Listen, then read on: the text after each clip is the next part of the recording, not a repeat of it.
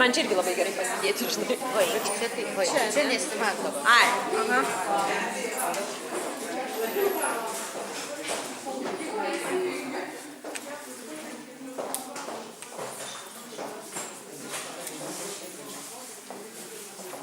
Dabar kviečiu grupių moderatorius pristatyti rezultatą bendro darbo. Pradėsim nuo Jolantos.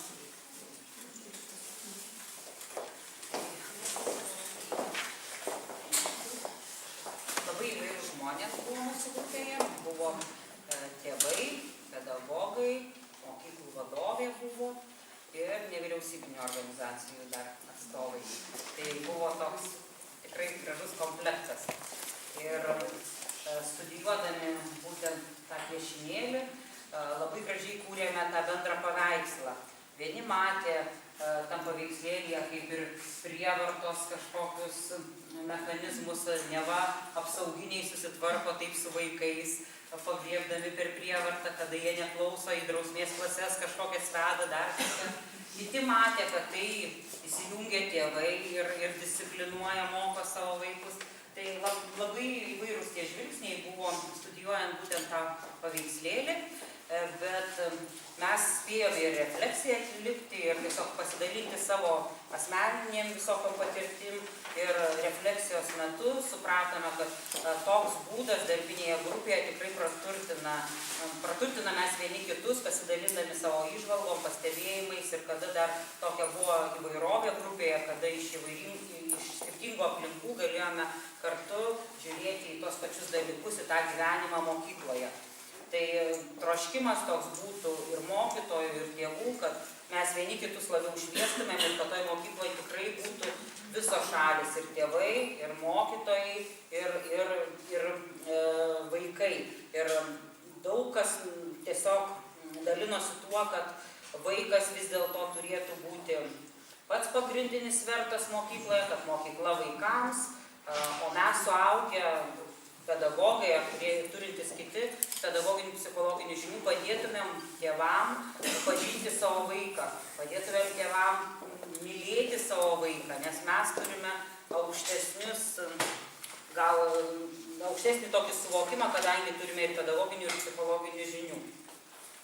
Tai dar supratome, kad mokykloje trūksta gebėjimų dialogo kultūrai diegti ir plėtoti ir iš to įvyksta labai daug visokių konfliktų dėl to, kad nepavyksta gražiai susitarti, priimti ir kartais gynybiškai reaguojam į vieną ar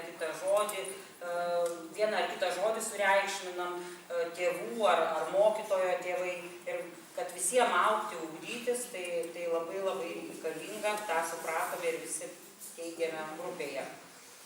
Ir viena mokytoja mūsų grupėje pasakė, kad išgirdusi, kad Prancūzijoje jau daugiau gal kaip 2 metai priimta įstatymas, kad tėvai neatsakingi už vaikų namų darbus, nes tai gadina šeimos santykius, tai jinai pasakė, kad gerai būtų, kad ir Lietuvoje tai įvyktų, nes vaikai tegul patys savo tempu išmoksta tos atsakomybės ir aišku per klaidas, per pamiršimą kažkokį, bet kitaip niekas ir neįvyksta.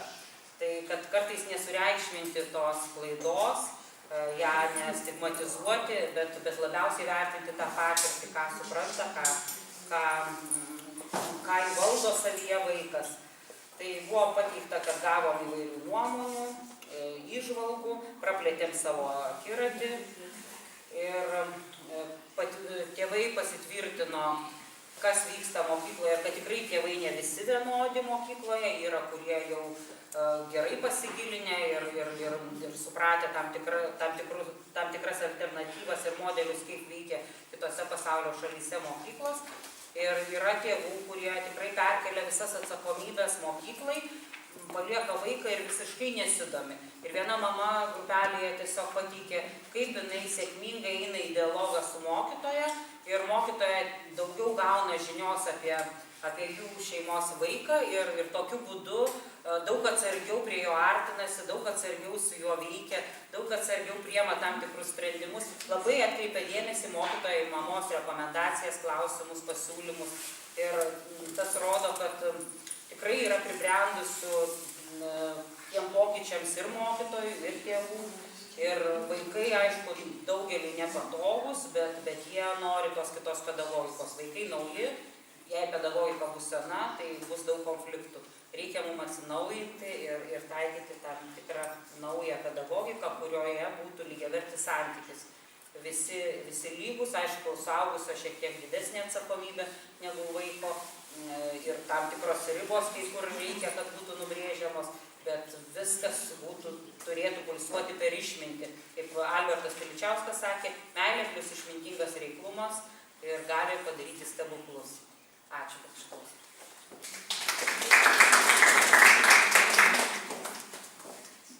Kviečiu dabar kitų grupelių, tai gal pasudėjai, jūs pristatysit savo grupelės darbą.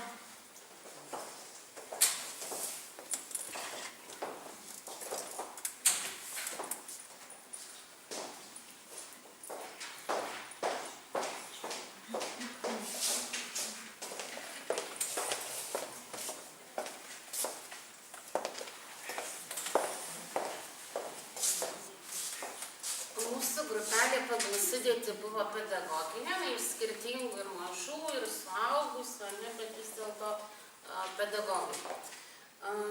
Aptarėme visus 4 paveikslėlius ir jeigu taip pagal chronologiją, ko gero pirmas ir darybinės mokyklos pavyzdys, tas, kur mokytoja pati didžiausia. Dabar manome, kad yra dabartinė mokykla, nors aišku yra įvairių modelių. Būtent, kur vaikas yra didžiausias. Labai aišku siektinas būtų pavyzdys ir ten, kur tėvai yra dėmesio centre, bet labiausiai ten, kur yra visi lygiaverčiai, visi sugeba gerbti, pripažinti vienas kitą, laikytis bendrų nuostatų ir nebūti kažkame svarbiausia. Užtat, galbūt įsisim ir pirmos grupės įvaizdį, kad vaikui turi būti visas dėmesys, vaikas turi būti centre. Čia leidžia savo iš grupės sakyti, kad ne vaikas, žmogus turi būti dėmesio centre, nes vaikas irgi yra žmogus. Jisai vaikas yra tik mokykloje. Jeigu mokykla ruošia vaiką gyvenimui, tai jisai turi būti ruoštis žmogumi. Ir pagarba, ir atsakomybė, ir teisės. Manau, kad vaikam yra per daug teisų suteikta, ar per daug atsakomybės, nes atsakomybė įgyveninti savo teisės yra irgi labai didžiulis darbas ir manau, kad ten, kur vaikas yra kaip ir pats svarbiausias, tikrai turim pavyzdžių, kad vaikai nesusidoroja su šito krūviu. Jeigu praktinės įžvalgos dabar būtų įdomios, tai kaip pasiekti to, kad visi būtume mokykloje gerai besijaučiantys, pagarbus vieni kitiems. Grupės nariai išsakė tokius praktinius patarimus, kaip tarkim tėvam labiau dalyvauti mokyklos gyvenime. Dabartiniai tėvai dirba, su vaikais nebemoka bendrauti, nebeturi kada bendrauti. Tai tiesiog siūlom išnaudoti tėvadienius arba šeiminių iš darboviečių skirtą laiką, kad išeit, kad tiesiog ateiti į mokyklą, asmeniškai pabendrauti su mokytoju apie savo vaiką, ne bendruose pasitarimuose ir susitikimuose, ar ten, kada klasės auklėtojai skųčiasi, kaip mokykloje ten vaikai blogai tą daro, o tiesiog apie savo vaiką, apie jo pažangą, apie tai, kaip jam sekasi. Žinome, kad užsienyje yra tokių pavyzdžių ir ne tik tai, kaip tėvai yra įtraukiami, bet ir daug kitų pavyzdžių, kaip mokyklos ruošia karjerai vaikus, kaip išnaudoja neformaliam ugdymui skirtą laiką, tai mokytis tikrai daug galime ir turėti kažkokią tai bendrą valstybinę viziją, kad vaikas nėra tik krepšelis, nėra tik ekonominis mokyklos išteklius, kad vaikas nėra ir ten humanizmo kažkoks tai iškeltas dievukas, ne? Tai tiesiog, kad labai dar reikia apmąstyti tas, tiesiog, ir viziją, ir vertybės, ir tas nuostatas, kur mes einam ir ko siekiam. Nes dabartinis pasiektas rezultatas, kad vaikas pats svarbiausias pasirodo, nėra labai teisingas. Taip pat siūlom pertvarkyti tvarkaraštį. Mūsų tvarkaraštis dabar ir sakėt, kad reitingai, akademiniai pasiekimai, taip, nes visas mūsų tvarkaraštis yra tik į tai ir orientuotas. Atskirai skirto laiko socialiniam ugdymam, vertybiniam ugdymam, neskaitant ten tikybos pamokų ar etikos, kad tai yra labai minimumas. Tai tikrai įtraukti daugiau metodų, daugiau pamokų skirtų vertybių ugdymui reikėtų. Na ir dar labai reikėtų mokykloje daugiau vyrų. Nes dabartinė tokia moteriška pedagoginė bendruomenė, jinai turi savų mitus. Ir aiškina patį mokytojo įvaizdį, jeigu jį galėtume atnesi tą paveikslėlį, tai tikrai tokio mokytojo įsivaizduoti nenorėtume. Tai gal tiek?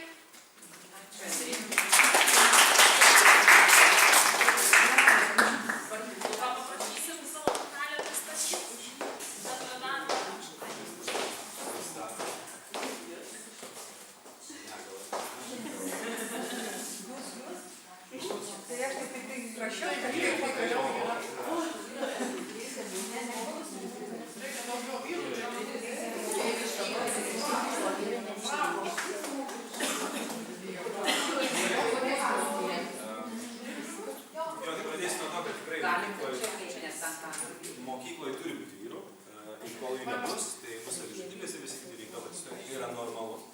Kol mes nesugebėsime privilioti vyrų, tai daug dalykų negali keistis. Sutikite arba ne? Čia jau skonio reikalas. Gerai, apie mūsų grupės darbą. Nuostabiai jaučiausi grupiai, nes buvo labai smagu, nes viskas buvo tik per pozityvą. Reiškia, ką mes nusprendėm, bendrai turėjom tokį gražų sprendimą, kad mokykloje pokytis vyksta ir didelis.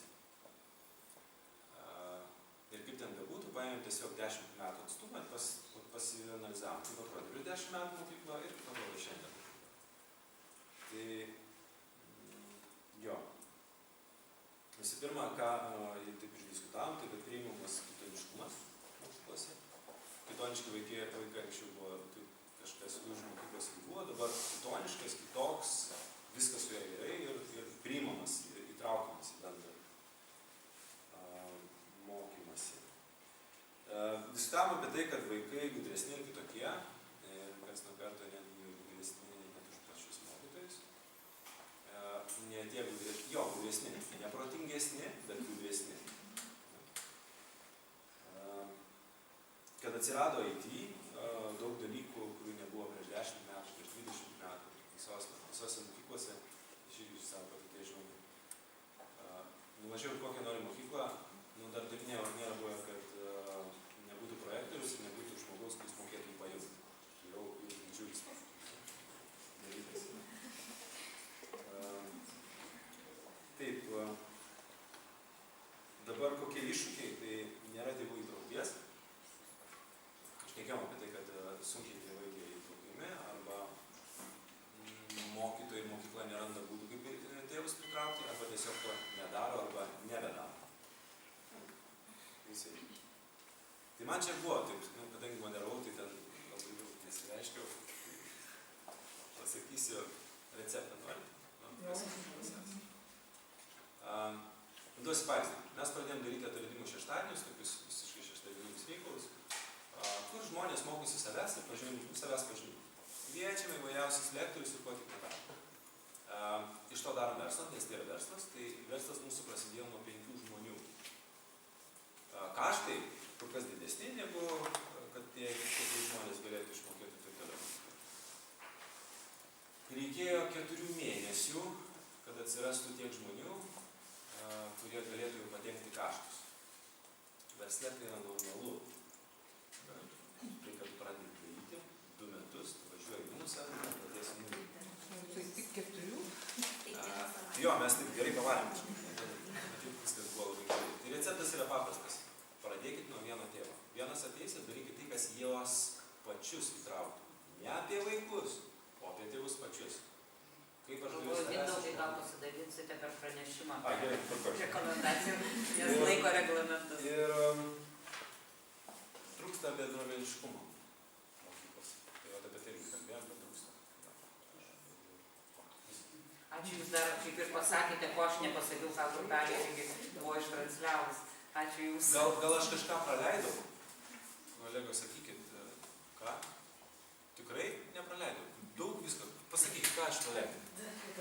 Svarbiausių dalykų pasakė. Gal kažką labai svarbaus praleidau. Kažkaip, apie uniformas kalbėjome. Ilgai, labai įdomiai. diskutavom apie uniformas. Ir taip ir buvo pasiūlymas, kodėl vaikai turi eiti su uniformom, o kodėl mokytojas neturi uniformų. Taip. Tai dar viena mintis. Jei lygiaverčiai santykiai, tai mokiniai ir mokytojai visi su uniforma. Ačiū Jums.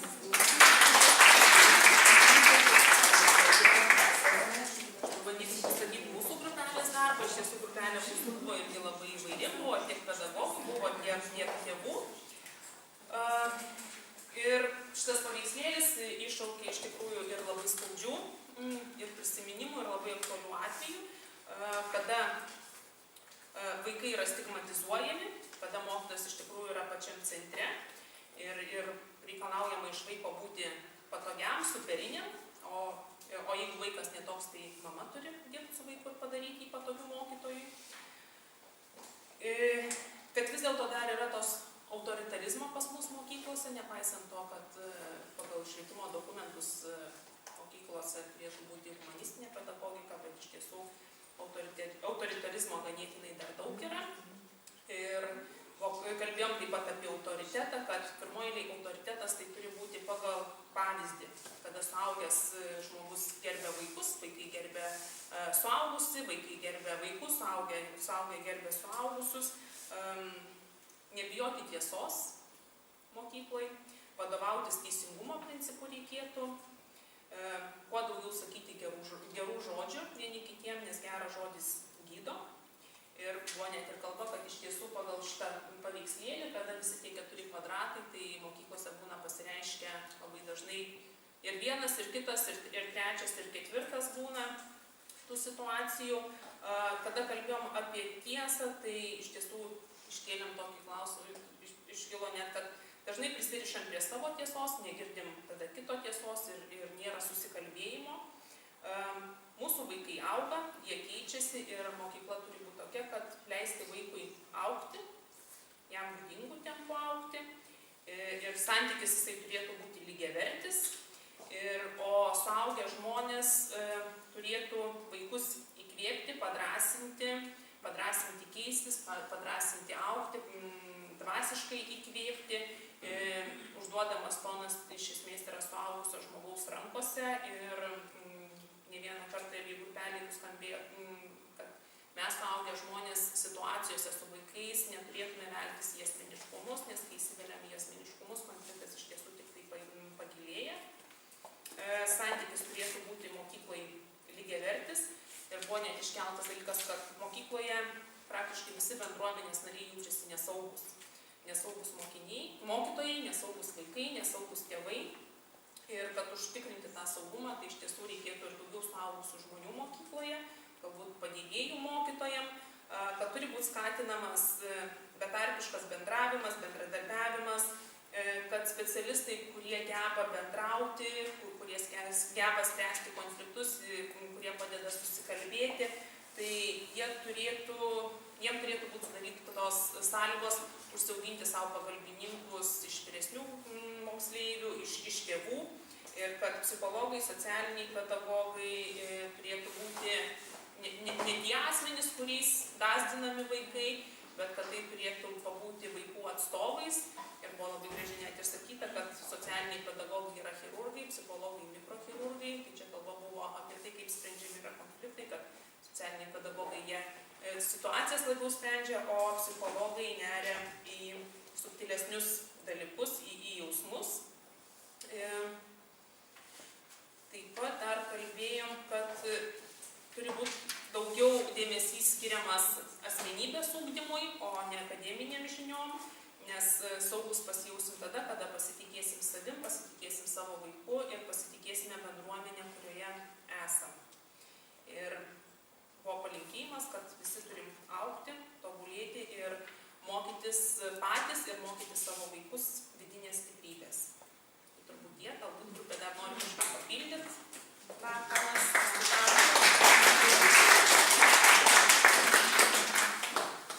Aš tik išklausius visų grupelio atstovų pristatymus galėčiau pasidžiaugti, kad nuostabus pilnavertis paveikslas yra sukurtas. Link kur mes norime eiti, ko mes trokštame, su kuo nenorime toliau gyventi ir sąveikauti. Tai labai pradžiugino mane tas bendro paveikslo sukūrimas per grupinį darbą. O dabar kviesiu Jolantą su pranešimu, kur vaiko laimė ir sėkmė. Tai man buvo mintis rengiant šitą konferenciją, kad gal reiktų ir parengti savo pranešimą. Bet pavasaris galvoju, gal bus čia tų nuostabių pranešėjų ir apseisim ir be mano pranešimo. Tai, bet gyvenimas sudėliojo vėl kitaip, nes Luko mergaitė susirgo ir tiesiog liko erdvė ir ją tada uždėti būtent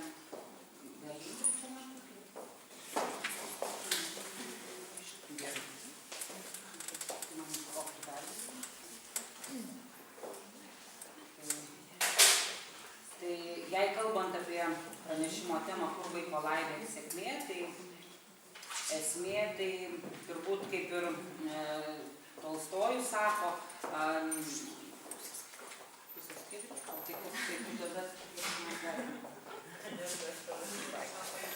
Tolstojus kalba apie tai, kad jisai nerašė nieko apie pedagogiką, nes pedagogiką labiausiai taikyti turime patys savo. Ir jei mes visokių pedagogikų prikuriam vaikams, bet tų pačių pedagogikų netaikome patys savo, tai patiriame įvairų bankrotą iš esmės.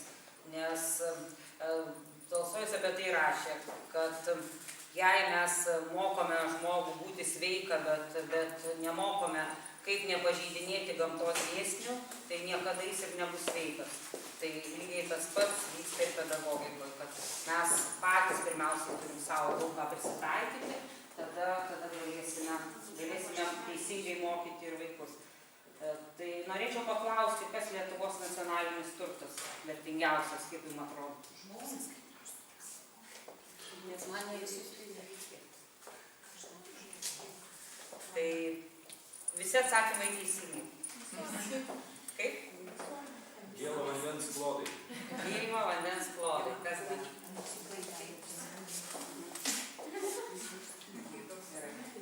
Kokios dar mintis būtų? Tyliai, nedrąsiai girdėjau dar kitų atsakymų. Kokios yra sėkmės? Tai tiesiog bandykit, spėkit. O kodėl švietimo sistema mus kartais ir nugalino ir nudrasino bandyti? Jaunuomenė? Žmogus, sveikata. Šeima. Aišku, visos šitos vertybės ir turtai tikrai labai reikšmingi ir naudingi, bet esmė, nežinau, sutiksit, nesutiksit, bet tai yra vaikas. Jei mes rūpinamės, kaip ir sakom, jei rūpinamės dabartimi, tai rūpinamės vaikais, o kartu besirūpindami vaikais mes rūpinamės savo ir visuomenės ateitimi. Tai visi jūsų atsakymai iš tikrųjų teisingi, tik tai tam gali būti tam tikra klasifikacija. Kitą norėčiau užduoti jums klausimą. Kokius vaikus jūs įsivaizduojate, išugdysite maždaug po 20 metų? Kokių jūs norėtumėt tų savybių, kad būtų jūsų vaikuose? Ir tuose vaikuose, kuriuos ugdote, tuos, kuriuos auginate biologinius vaikus, tiesiog apie kokį vaiką svajojate? Laimingus, ar ne? Sveikus. Kokius? Laimingi, girdžiu. Laimingi, sveiki. Ką dar? Atsakingi. Atsakingi.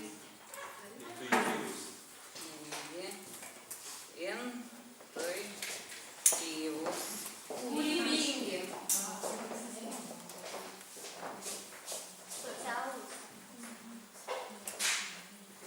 Socialūs. Savarankiški. Savarankiški. Empatiški. Puoselėjantys žmogiškąsias vertybes.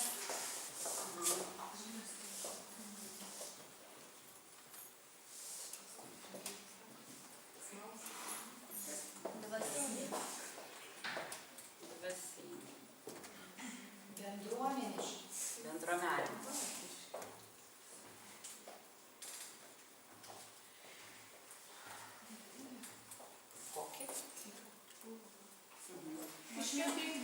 Išmintingi. Ingi protingi dar girdžiu. Nuoširdus. Jautrus.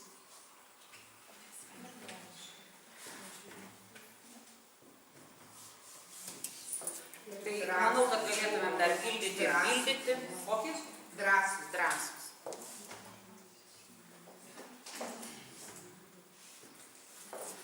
Tai galėtumėm pildyti ir pildyti, bet aš norėčiau paklausti, kodėl niekas nepasakė aukštais balais išlaikiusių egzaminų.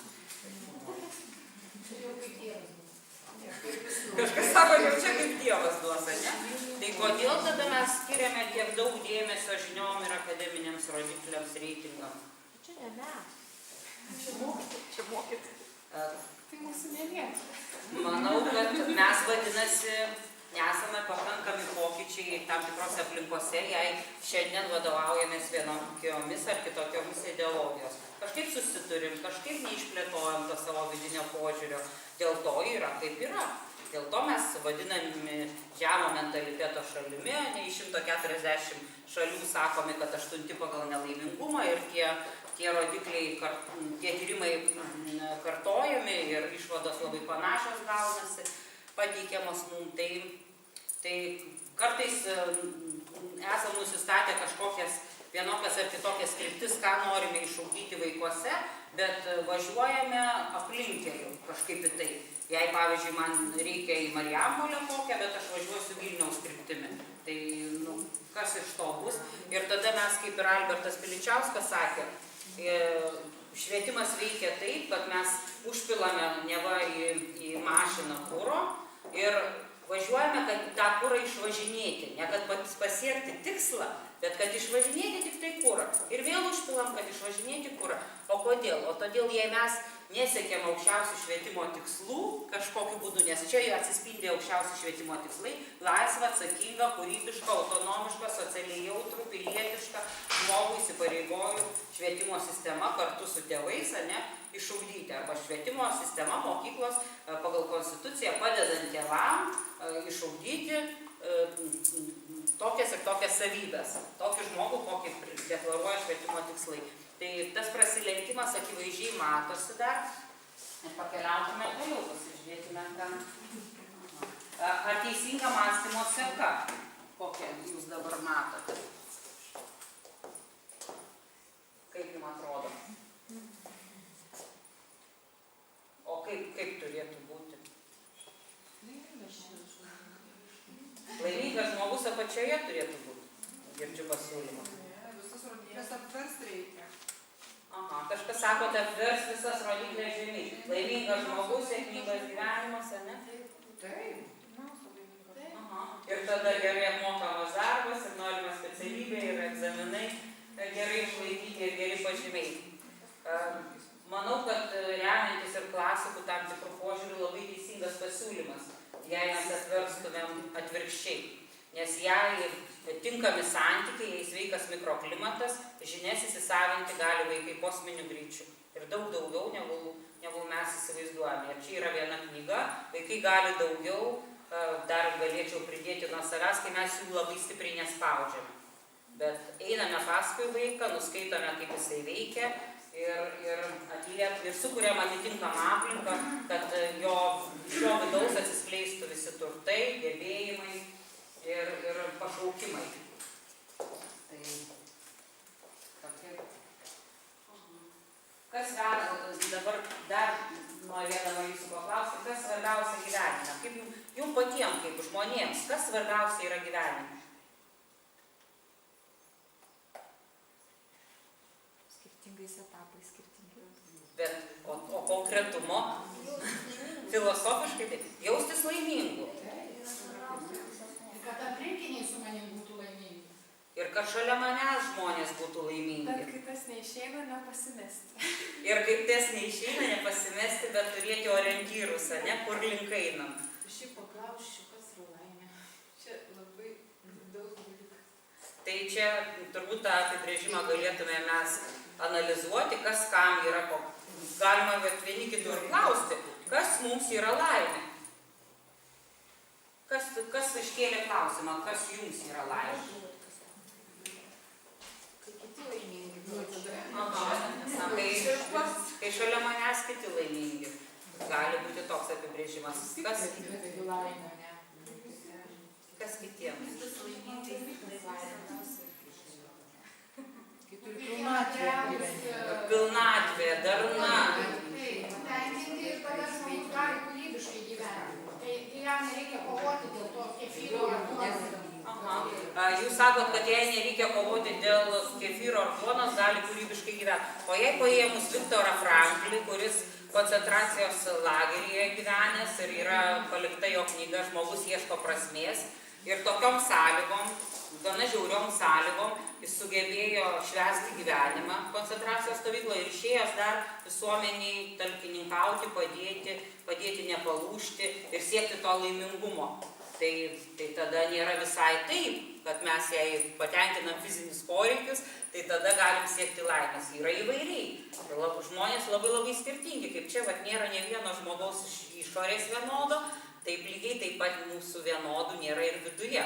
Mes turime skirtingus resursus. Vienam gal etape esam silpnesni, kitam etape, bet vieni kitiem galime padėti, pavėdėti, jei mes tikrai suprantame tą tikrą bendruomeniškumą ir ką man reiškia šalia manęs kitas žmogus. Jei mes suprantame, kad mes esame vieno kūno nariai, tai tada mes tikrai pagarbiai elgsime su šalia esančiu žmogumi. Nesvarbu, kokio požiūrio jis bus, koks jo gyvenimo būdas bus, bet pagarba gyvybei žmogui, kur jūs čia daug kartų apie tai sakėte ir darbinėse grupėse, tai mums to reikia mokyti, savaime tai neateina. Vieni iš kitų galime to išmokti. Tai ir ko siekia laimingi žmonės gyvenime, kaip jums atrodo? Padaryti kitus laimingais. Visų galės aplink tą patį, kad būtų kiti laimingi. Ir aišku, tos pilnatvės, darnos siekia, pažinti save, suprasti, kaip aš veikiu, kaip aš reaguoju į kitus žmonės, į kitus reiškinius, kas vyksta mano mintyse. Laimingas žmogus kelia savo tokius klausimus, kas vyksta mano mintyse, kas vyksta mano jausmuose, kas vyksta mano žodžiuose, kokius aš pasirenku veiksmus. Tai to siekia gyvenime laimingi žmonės, darnos su savimi ir tada jie darna užkrečia šalia esančius. Tai tą mes ir turime suprasti, dažnai keliant savo klausimus, kas aš esu ir link aš einu. Ir tie klausimai turėtų būti mūsų kasdieniai ir tais klausimais užkrėsti, manau, galėtume mes ir jaunuomenę. Nes vertybinį badą dažnai sąveikaujant su jaunuomenė, pamatau, kad jaunuomenė išgyvena, negauna atsakymų į jų iškeltus klausimus. Jie dažnai paruošia atsakymus į mūsų iškeltus klausimus, bet mes neatliepiam, nesuteikiam jiem atsakymų ir nesukuriam atitinkamos erdvės jų užduotus klausimus, kad atsakymus tiesiog parengtume. Ir atsakymų kiekvienam reiškiniui minimum yra 5, maksimum daug daugiau. Tai jei mes papuolame į konfliktą, paklauskime savęs, ką man tai reiškia, jei papuolame į kažkokią nežinomybę, irgi klauskime, ką man tai reiškia ir minimum 5 atsakymus susirašykime. Tada mūsų dar labiau atsivers ir širdis, ir protai, ir sąmonės. Ir jei kalbu aš, kur vaiko laimė ir sėkmė, tai aš manau, kad šalia tokių žmonių, kurie patys pažinę save, kurie geba savo vadovauti, tai vaiko yra laimė ir sėkmė. Nes jei pas žmogus savęs nepažįsta, negeba savo vadovauti, save valdyti, tai vaikas šalia tikrai nebus atrastas, suprastas ir teisingai atliepta į jo vienokius ar kitokius ar įgūdžius, ar norus, ar kitus kažkokius aktualius klausimus. Šitą schemą radome švietimą reglamentuojančiuose dokumentuose ir tą parodo, kai mes visuomeniai dažnai sutinkame tokį požiūrį, kad neva šeima labiausiai atsakinga už asmenybės ugdymą, kiti teigia, kad mokykla labiausiai atsakinga už asmenybės ugdymą, kiti sako, labiausiai trukdo asmenybę tinkamai ugdyti, tai žiniasklaida, televizija ir visos kitos viešosios priemonės. Tai daug visokių yra požiūrių, bet šita schema rodo, kad kiekviena aplinka daro įtaką ir tėkmė eina kiekvienos aplinkos per vaiką ir daro poveikį kitom tom aplinkom. Tai negalime nubrėžti tokio aklo brūkšnio, kad daleiskai mokykla neveikia vaiko prigimties ir neveikia šeimos. ir neveikia visuomeninės, ne kažkokios erdvės. Tai jei mokykla turi galimybės veikti, tekėti per vaiką su visom vertybėm ar antivertybėm, lygiai taip pat visuomeninės įtakos ir lygiai taip pat šeima. Ir kai dažnai sakome silpnos šeimos, jos disfunkcinės, ten tėvai nežino savo vaidmenų, daugiausiai atsidavę darbui, taip yra tokių šeimų, visokių yra šeimų. Šeimos išgyvena skirtingas istorijas ir skirtingai veikia. Bet jei paėmė su Komlinski, pavyzdžiui, tai jisai ugdė vaikus, kada vaikai matė, kaip jų tėvai žuvo kare, kaip jie mirdavo tiesiog patale prie vaikų ir daug košmarų visokių prisižiūrėjo vaikai, tiesiog išgyvenę labai stipres netektis buvo. Ir jis vis vienas sugebėdavo šitus vaikus pakylėti, dovanoti džiaugsmą ir kūrybiškai juos ugdyti. Tai net sovietmečiu galima buvo daug daugiau sukurti, negu mums kartais atrodė. Tai dabar, manau, mes turime daug daugiau galimybių. Aišku, to šviesos, grožio tikrai galime pamatyti daug ir mokyklose, ir šeimose. Ir visą laiką buvo ir bus silpnesnių žmonių, bus žmonių, kurie užplaukia, bus ant tam tikros seklumos, bet šalia, kaip mes į tai reaguojame, ar tam žmogui tik paliekame jo, išeitis ieškoti pačiam vienam jam, ar mes šalia būdami šviečiame iš savo minčių iščių, širdies savo iščių ir suteikiame tam tikrą pagalbą, kad jisai kažkaip iš to savo sausros periodo, tos seklumos pajudėtų vėl link savo sėkmės. Iš tų nesėkmės ruožo pereitų į sėkmės ruožą. Ir nuolatinai mus visose šitose situacijose stebi vaikai. Kaip mes sąveikaujam, kaip mes sprendžiam su kaimynų reikalus, kaip mes suprantame, kas su kaimynu dedasi, daleisime, jis gyvena kažkokiose nepritekliuose, kaip mes atliepiame į visą tai, viską mato vaikai. Ir jie iš mūsų mokosi per pavyzdį daugiausiai. Ką mes kalbame kalba, tai aišku, kaip ir Mažasis princas sakė, kalba nesusipratimų šaltinis. Mes kartais kalbam daug, o vaikai išgirsta vos vieną žodį, arba kartais sako, net nesupratau, ką tu pasakei. Jei suaugę išdrįsta sustoti ir paklausti, o ką jūs išgirdot? Ką supratot? Tai dažnai mes turime tokių žodžių, kur vaikai net nesupranta. Ne vieną kartą diskutuojam, paklausi, perrašinėja, pavyzdžiui, aklai taisyklės mokykloje priverstas vaikas, kad jisai įsisąmonintų kažkieno sukurtas taisyklės. Ir paklausi, ir jisai pusę žodžių nesupranta, ką perrašinėja. Tai ar tai veda link laimės ir ilgalaikės sėkmės, paklusimas, nesupratimas, aklas kažkokių komandų vykdymas, aš tai nemanau. Ir ugdymo prasmė kokia? Tai labai trumpai prie šito sustosiu. Man Gandis sakė, kad mums svarbiausia yra išsiaiškinti, kas aš esu ir kur link einu. Ir mokytis koncentracijos, kad kas su manim vyksta, savistabos tam tikros, apžvalgos dienai praėjus, kaip aš sąveikavau, kur gal kažką tai užgavau, ką aš kitą dieną turėčiau pataisyti. Ir šito metodo mes per savo patirtį ir praktiką galime išmokyti kiti vaikus. Jei mokysime tik vaikus, bet patys to nemokėsime, vaikai labai greitai atskiria tą falšą. Jei mes vadovaujamės vienomis vertybėmis, o vaikus verčiame gyventi kitomis vertybėmis. Tai vaikai tokie tobuli organizmai, kad jie supranta, kur tiesa, kur melas, kur praskiesta tiesa, nes jei duodame jiems pusę tiesos, tai iš esmės yra melas. Ir ta melo lavina dažnai pilama vaikams ant galvų. Ką Maslovas sakė, kaip atrasti tą laimę ir sėkmę vaikui, tai jei save atras, save supras tą stiprybės, kurias jis atsinešė į žemę ir link jų eis. Norėčiau dar nupiešti vaiko širdis arba sąmonė, galim sakyti, ir kūrėjas pasėjo minimum, tai tikrai 3 sėklas, tam tikrus talentus, stiprybės, gebėjimus kiekvieno vaiko sąmonė į širdį. Ir jei mes nenuskaitome, kaip šitas vaikas veikia ir nesuprantame, kur jo tos stiprybės ir kur link reiktų jam pasiūlyti link savo pašaukimo eiti, o sėjame mes dar visokias kanapes, aguonas ir tik joms suteikiame šviesos, tik jas laistome, o čia nesvarbu, ką mes norime neva susodinti tą vaiką, labiausiai kreipiame dėmesį. Tada vaikas iš tikrųjų pameta ryšį pats su savimi ir vienokiu ar kitokiu būdu pradeda gyvenime ieškoti nejautros, tai ar per alkoholį, ar per rūkimą, ar per kažkokias kitas priemonės, kurios jam padės save pametusi kažkaip tai dar egzistuoti tame gyvenime.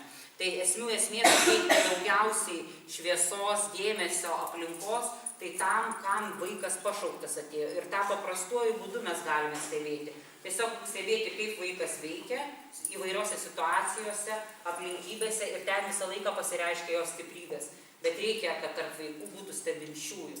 Ir nemaitinti vaikus ribotais tokiais šaunuolis, protingas, geras. Niekur tai neveda, bet konkrečiai įvardinti situacijas, kuriuose jo pasireiškia viena ar kita stiprybė. Pavyzdžiui, galiu papasakoti apie vieną mergaitę, kuri labai gerai orientavosi kapinėse, ieškodama savo artimojo kapelio. Ir pirmą kartą tik nuėjus, antrą kartą nuvedė kitus žmonės be jokios paklaidos. Ir, pavyzdžiui, šalia sąmoningi ugdytojai turėtų pasakyti, kaip tu gerai įsimeni kelią, ne? Tu gali dirbti tokiose ir tokiose profesijose, gali policijoje, gali ten tyrimuose kokiose, nes labai greitai įsimeni, turi tokį gebėjimą. Ir daugiau nieko, nebūtinai kas tu, o dabar iki gyvenimo galo šiam tam vaikui kalsiu, kad jisai turi būti policininkas. Ne, pasakai tam tikrą situaciją ir paleidi. Ir vaikai tikrai tobulai sukurti kūriniai, jie gali patys iš to žinios suprasti savo aš vaizdą ir nueiti link sėkmės, link savo tikslų ir neiti aplinkeliais. Deja, tyrimai Lietuvos psichologų organizacijos yra atlikusios tyrimus, 95% vaikų baigia mokyklas, nežino kur link eiti, jie nesupratę, kas juose yra stipraus.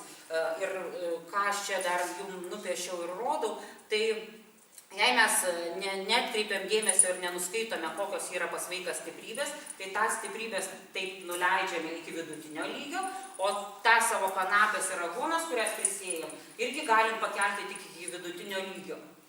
Kodėl šitas stiprybės nuleidžiam iki vidutinio lygio? Jei mes jom neskiriam dėmesio, nesukuriam tinkamų sąlygų, vadinasi, jos negali įsivystyti, atsiskleisti ir kurti tą bendrą gėrį, bendrą kapitalą. Tai ir paleidžiame tada mes į gyvenimą tokius vidutiniokus, nes tas, kas labai stipriai išreikšta, neatsiveria, neatrandama, o ką prisėjame ir kas vaiko labai nemotyvuoja ir nepaskatina ir nepadrasina link to eiti, tai jisai irgi su tam tikru nepasitenkinimu siekia to, ko nori iš jo kiti. Ir tada eina į darbą be jokio malonumo ir taip liūdį iš esmės ir apie kokią ten laimę galima kalbėti. Čia ką kalbėjau apie Viktorą Franklį, prie to nesistosiu. Ir kaip matome, vaikas tai nėra vien protas ir atmintis. Jam reikia visų šitų kompetencijų, kurias ir mums deklaruoja švietimo dokumentai įvairūs, bet jo savaime nevyksta mokymosi procesai. Savaime gali vykti tik tyrimas. Kūryba savaime nevyksta. Tai, kad komunikavimo kompetencija būtų išugdyta, tai turi būti tam erdvė ir patys suaugę žmonės tos komunikavimo kompetencijos turi mokytis ir nuolat ją aktyvuoti. Mokėjimo mokytis kompetencija lygiai taip pat, jei aš su malonumu mokausi ir gyvenime siekiu tų tikslų, kuriuos atpažinęs ir kurie man labai labai reikalingi ir kuriuose aš galiu geriausiai save išreikšti, pareikšti. Tai vadinasi, vaikas šalia manęs matys, su kokiu aš po to sumokausi, siekiu.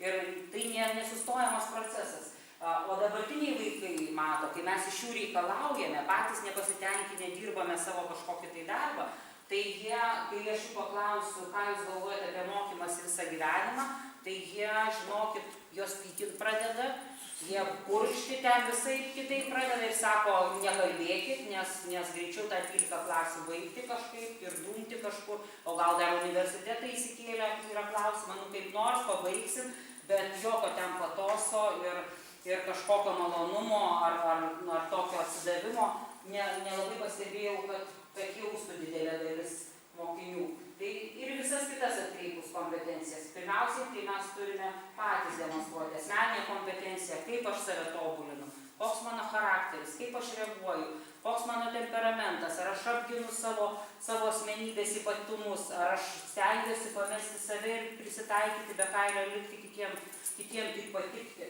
Tai vaikai va tokius eimus mato ir tokių aplink vaikus daugiau, tai jie tikrai neaktyvuos ir neaktualizuos savęs.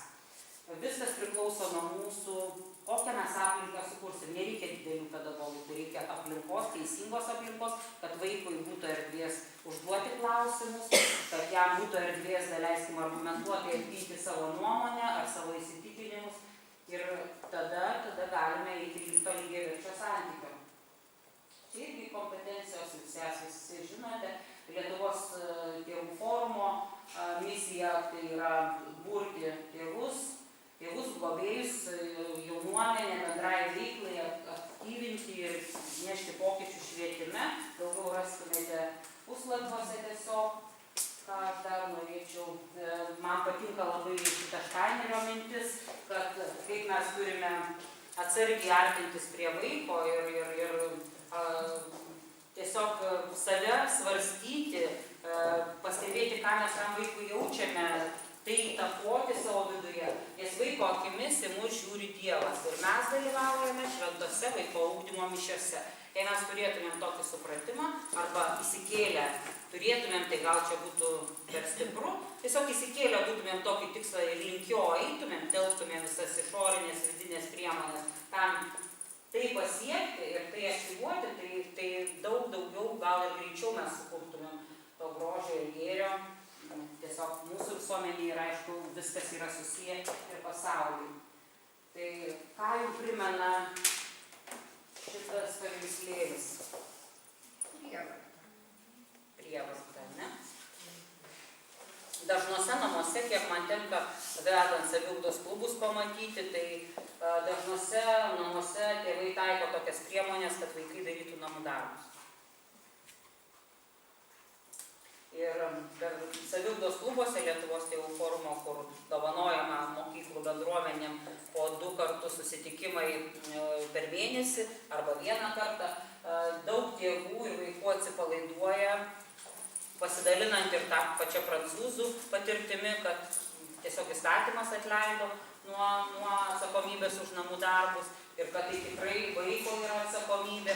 Ir aš auginau savo vaikus, dabar vienas 20 metų, 17, mes su vyru auginame ir auginame, aišku, ir toliau savo pavyzdžių ir globojame mergaitę, kuriai 10 metų ir nei vieno karto nevertėme daryti namų darbus ir nedėjome į jokias jų kuprinės jiem reikalingų priemonių. Pasirūpindavom, kad tą turėtų vaikai ir tiesiog palikdavom jiem tai atsakomybė jų, kad jie gali pasiimti, įsidėti, nusinešti ir kiek kartų jiem reikės užmiršti, kad jie atsimintų, tai mes negalime nubrėžti jokios ribos.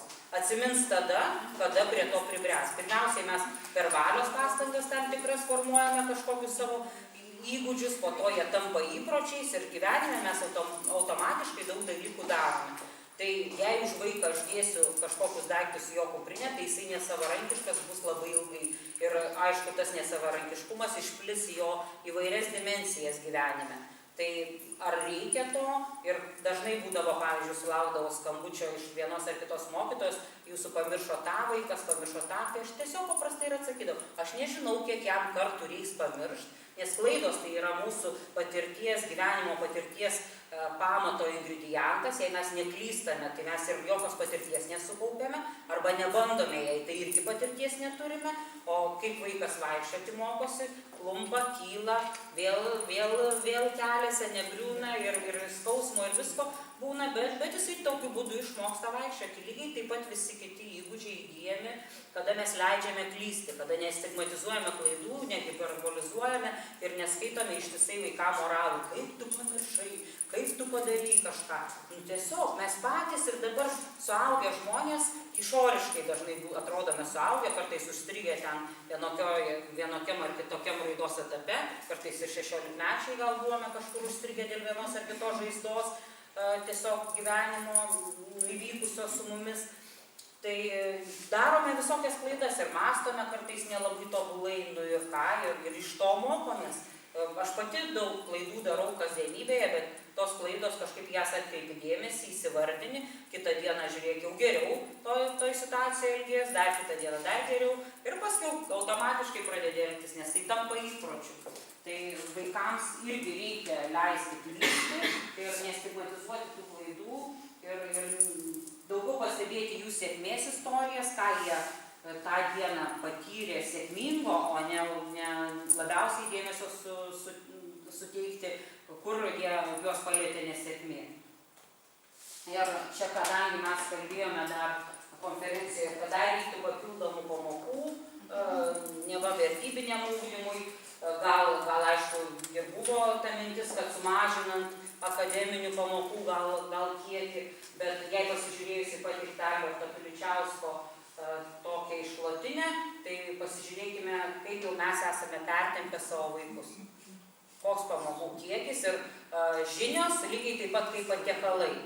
Jei mes iš esmės, jei ir dabar jums sudarysiu meniu, vadinamą programą, kad bus cepelinai, bus barščiai, bus koks nors tinginio pyrago gabalėlis, bus kisielius ir ant pačio galo kava. Ir tokia yra sudaryta programa ir jūs visi turite tokią programą, pagal tokią programą viską suvalgyti.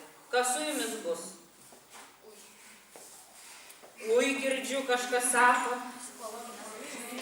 Bus savižudybė, neva tokia psichologinė ir ne tik ir fiziologinė iš esmės.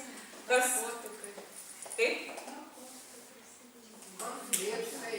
Konfliktai, nes nepasitenkinimas, bloga savijauta, aš susirgsiu iš tikrųjų nuo to, mano motyvacija smuks, nenorėsiu su nieko bendrauti. Tai lygiai taip pat mūsų vaikai persivalgo įvairios informacijos ir to sėdėjimo, tokio monotoniško sėdėjimo suolose.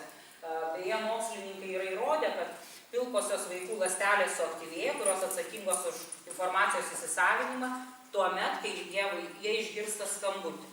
Ir atsistoja ir bėga į pertrauką. Tai pagalvokime, kokiam mes absurde kartais dalyvaujam ir ką mes norime į tuos vaikus įpilti. Ir kai jau ten visko pilna, kai jau reikia tiesiog visą tai išmesti. Ir Tomas Milaknis, mūsų vienoje iš konferencijų dalyvavęs ir kiti tėvai, kurie turi galimybės tiesiog suteikti progą savo vaikams išvažiuoti į kitas šalis ir mokytis pagal kitokius mokymosi modelius, ką sako, tiesiog stebėjo čia vaikus, kaip jie su dideliu susidomėjimu, džiaugsmu nuėjo į mokyklą, jų akis degė, jie labai norėjo mokytis. Ir stebint vaikus tėvai pastebi, kad ta aistra ir ugnis akyse gęsta, kad jie pradeda nebenorėti nieko, apatiški darytis, klausia vis dažniau, ką man veikti, nes pagal komandas pripratę veikti, dabar sėdat, stojat, nežiopsot, nežiūrit, klausot ir tėvai susirūpina ir iš tiesų supažindina su pasaulio alternatyvomis ir vaikai išvažiuoja į kitas šalis pratęsti mokymosi ir kaip juos ten pasitinka. Juos ten pasitinka be jokios prievartos, sako, tiek, kiek jiem reikės, tiek tegul terapija būna, tegul jie išvaikščioja, pasižiūri, išbūna ir tada, kada susidomėjimas aktyvuosis juose, tada jie įsilies į visą mokymosi procesą ir tada pasieks rezultatų kosminiu greičiu. Ir vieniem vaikam reikia to periodo savęs atstatymo metus laiko, kitiem 3 mėnesius, kitiem gal mėnesio, mes labai skirtingai visi veikiame. Ir taip išsigelbėja iš to iš tikrųjų vidinio perdegimo. Tai stebėkime vaikus. Mūsų šviesuolis Vidūnas, ką sako, mokslas yra nauda, galia, šviesa, tačiau mokslas gali būti ir pavojus. Šventi dalykai kitiems tikslams irgi gali būti naudojami. Ir kad mokslo turėti ir išmintingų būti, tai skirtingi dalykai. Marlandis sako, baigėte mokyklą, išėjote iš mokyklos, dabar eikite ieškoti išminties. Tai labai didelis absurdas, kad išminties tik pradeda žmogus ieškoti, kai išeina į natūralų gyvenimą. Tai ir mes sakome, ruošiame vaikus gyvenimui, būti žmogumi, bet iš esmės tai gali tai vykti tikrai labai efektyviai, jei mes turtiname vaikų gyvenimą pačiu gyvenimu. Jei pačiu gyvenimu turtiname, tai tada viskas gerai, bet jei ruošiame kažkada tik gyvenimui, tai yra labai blogai, nes tada nestebime, ką vaikai patiria ir kas vyksta su vaikais šiandien, čia ir dabar. Ir ką Šalva Monošvilis sako, iš kur mano mokytojai žinojo, kad sovietmetis baigsis, jie mane ruošia profesiniam gyvenimui, ne? Kad kažkur gausiu darbą, kažkas ten su manimi vyks, bet sovietinė sistema žlugo ir reikėjo laisvo autonomiško žmogaus. Ir vadinasi, mokytojams nepavyko ugdyti, nes sistema pasikeitė. Tai, o jei vat, su Pavlinskiu tokį mokėsi kažkokie mokiniai, ne, tai jie buvo ruošiami tiesiog pačiu gyvenimu, buvo pilnavertis, turtingas gyvenimas, buvo įvairios žalios klasės, jie mokėsi gulėdami ant pievos ir žiūrėdami į dangų ir labai daug gražių dalykų ir niekas netrukdė su Pavlinskiu siekti to turtingo, suteikti vaikams turtingą gyvenimą ir paleisti tą turtingą gyvenimą. Tai dar prieš tos skaidrės pakviečiau sustoti, jūsų paklausčiau, pasiekimų tyrimo organizacija Lietuvoje aiškinosi, kokie yra pasiekimai Lietuvoje. Čia yra 3 variantai. Kaip jums atrodo? Jei laimės nesėkmės, rezultatai aukšti, laimės nėra, vaikai laimingi, bet ką pasiekia neaišku. Kažkam trečias, vaikai laimingi, bet ką pasiekia neaišku. Pirmas. Nei laimės, nei rezultatų, koks dar būtų, kas palaikytų antrą. Aišku, visi 3. Sakot visi 3. Buvo nustatyta, kad nei laimės, nei rezultatų. Ir sekančioj skaidrėj pamatysite, kokius mums palinkėjimus palieka. Kaip mes teisinomės gavę, daleiskim tokias išvadas. Tai kad testuojam, tuoj bus rezultatai. Suaktyvinsim testavimo sistemą, pradėsim testuoti nuo 2, nuo 3, 4 klasės ir tikrai bus tuoj rezultatai, kaip testuosime. Bet mums palinkėjimą paliko, linkime išvengti visuotino testavimo. Nes tas veda į aklavietę, į stresus, ir labiausiai mums pasiūlė nešiotis kišenėse, sąmonės kišenėse ir visose kitose klausimus, ką vaikai patiria būdami mokykloje, ką veikia suaugę, kad vaikai tai patiria ar patirtų, kokia rezultatų pasiekimo kaina, ką patiria vaikai siekdami rezultatų ir atmesti tokius argumentus, kad gal nesvarbu, ką tu patiri, bet duok rezultatą. Man svarbu, kad tu gerais balais pabaigtum, daleiskim, vidurinį mokslą, vidurus egzaminus išlaikytum, o kas su tavim kaip su asmeniu įvyks, man nesvarbu. Ir mūsų sistemoje ir pačioj visuomeniai vaikams labai trūksta emociškai raštingų žmonių, kurie patys suprastų, kas jų jausmuose vyksta, ką jie patys patiria, daleiskim, naudodami prievartą prieš vaiką ar būdami prievartos kažkokiais elementais iš kitų žmonių.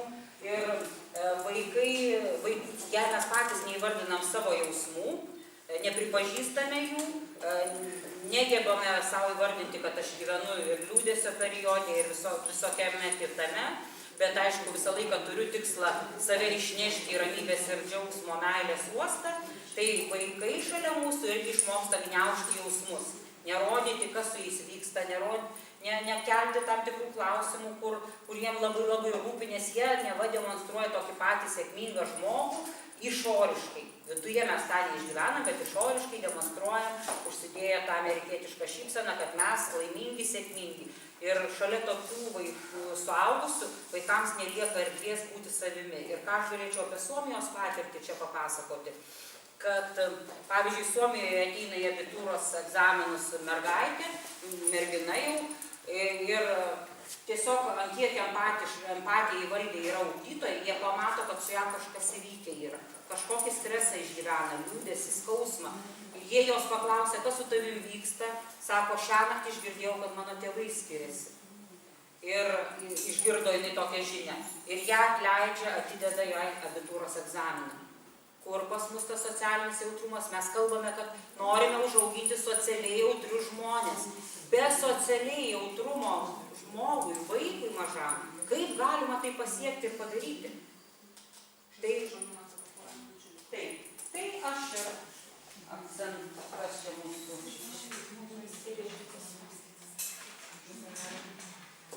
Labiausiai norėčiau. Turbūt jau visi žinome, kad kiekvienas mūsų žodis kuria tam tikrą kristalą kitame žmoguje ir mūsų viduje. Tai kokiais žodžiais mes maitiname save, kokiais žodžiais maitiname kitus, tokius kūrinius ir sukuriam kito žmogaus viduje, vidinėme pasaulyje arba ir kartu savo, nes mūsų kūnas yra vandeninis, Tai vadinasi, jame daug vandens ir kiekvienas mūsų žodis sukuria tam tikrą kristalą ir daro tam tikrą pokytį arba žalą mums. Tai jei mes galime užkalbėti vandenį, tai mes galime užkalbėti tinkamai ir savo vandeninius kūnus. Ir vaikų kūnus lygiai taip pat galime tinkamai užkalbėti, tinkamas programas tam tikras padovanoti, tinkamą pedagoginę patirtį jiems suteikti. Viskas yra mūsų rankose. Jei mes pagalvojame, kad galim ir tuo įtikim, tai galime tikrai kiekvieną dieną vis daugiau. Tai ačiū už dėmesį ir sėkmės.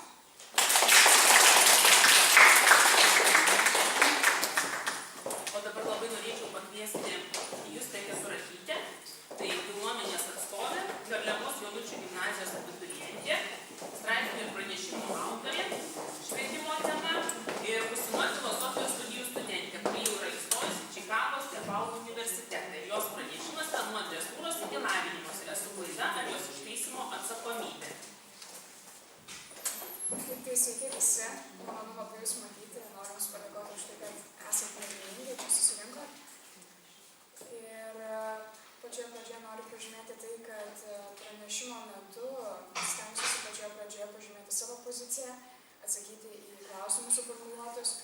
Įsirinkiau savai pakankamai plačius klausimus, todėl pabandysiu juos pasamprotauti ir sakyti, ir užsiminti, paskui galėsite manęs klausti, nes man labai svarbu ryšys su jumis, norėsiu padiskutuoti, išgirsti klausimų ir visą kitą. Tai pasistengsiu maždaug pusę savo pranešimo laiko, skirti tiesiog atsakinėjimų jūsų klausimus ir diskusijų. Norėčiau pradėti nuo tokio dalyko. Maždaug galbūt prieš kelias savaitės buvau nuvykusi vieną paskaitą ir sužinojau tokį dalyką, kad jau nuo pat Viljamo Šekspyro laikų Hamleto skirtis tarp minties ir veiksmo ypatingai reiškiasi filosofijoje, literatūroje ir apskritai būdinga žmogaus natūrai kaip tokiai. Man pasakė dėstytoja šitą dalyką, aš šiek tiek suklausau ir tai tam tikra teorija yra, kad žmogaus veiksmai nesutampa su jo mintimis, o jo mintis nesutampa su jo veiksmais. Ką aš dariau grįžus, paklausiu savęs, kaip yra su tavimi. Ar tu veiki priešingai negu tu galvoji, ar tu galvoji priešingai negu tu veiki. Supratau tokį dalyką, kad jau pastarosius metus šitai pas mane gyvenime nebūna. Ir aš paklausiau, kodėl, kas atsitiko. Prisiminiau, kad jau nuo pat ankstyvos brandos pas mus buvo visur šnekama sėkmės ir įvairūs principai, kad reikia turėti daug tikslų, reikia siekti, rašyti, planuoti, galvoti, ką aš noriu nuveikti savo gyvenime. Ir aš tai darydavau, aš irgi kurdavau tos tikslų sąrašus ten. Pas mane būdavo daug tų tikslų. Ir aš buvau valinga, aš juos bandžiau užpildyti visą kitą, bet nepasisekus arba tiesiog neįvykdžius tam tikro tikslo, aš užsigradau naujus tikslus. Ir, tarkim, mes dažnai girdim, net čia elementariausias dalykas, nepabėgiojau šiandien, tai rytoj bėgsi ne 3 km, bet 5. Persivalgė šiandien, tai rytoj badausi. Ir taip toliau. Žodžiu, mūsų gyvenime šitas dalykas yra labai labai būdingas. Ką aš paklausiau, tai kas pasikeitė, kodėl tu dabar neturi tų tikslų sąrašų, kodėl apskritai to net nereikia. Pradėjus mokytis mąstyti ir domėtis filosofiją, supratau tokį dalyką, kad aš ne tokius tikslus pradėdavau kurti ir rašyti, bet aš paklausdavau, kodėl tu nedarai to, ką tu nori daryti. Kodėl tau reikia kažką daryti, bet tu nedarai. Tai kas su tavimi ne taip yra, gal tu nenori daryti. Tai prasme, kas tada atsiranda ryšys tarp manęs. Užsimezga viduj, įvyksta kažkas. Santykių tai gali būti pavadinta, nežinau, aš tiesiog gal sakyčiau gebėjimų būti su savimi kažkokia tai darna.